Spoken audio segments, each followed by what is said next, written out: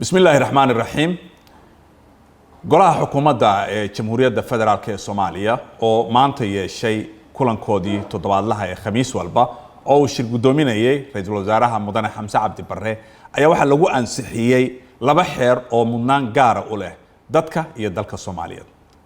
labada xeer waxa ay kala yihiin xeerka doorashooyinka Jamhuuriyadda Federaalka ee Soomaaliya iyo xeerka ururada iyo xisbiyada siyaasadda uu dalku yeelan doono.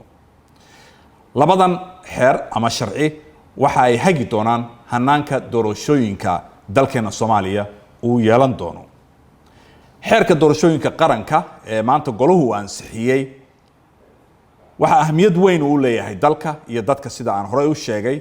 sababtuna waxay tahay maadaama taladii dib loogu celinayo shacabka Soomaaliyeed si ay u doortaan hogaamiyaashii matali lahaa ummadda Soomaaliyeed.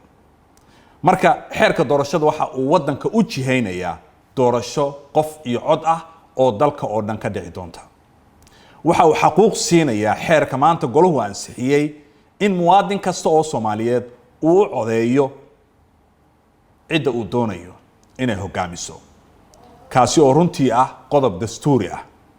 haddaba xeerarkan muhiimka ah ee doorashooyinka iyo ururada iyo xisbiyada siyaasadda ee xukuumadda maanta ay ansixisay waxa dalkeenu ay ka gudbinayaan nidaamkii hore ee doorashooyinkii dadbanaa ee lagu soo caanamaalayay muddo dheer.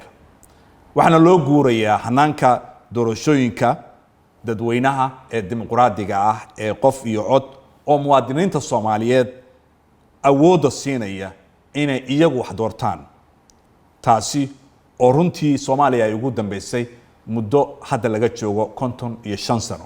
marka waa maalin taariikhi ah oo golaha xukuumadda ee uu hogaamiyo Mudane Xamse Cabdi Barre ay si aqlabiyada u ansixiyeen labada xeer ee kala ah xeerka doorashooyinka Jamhuuriyadda iyo xeerka ururada iyo xisbiyada siyaasadda ee dalkeenu uu yeelan doono.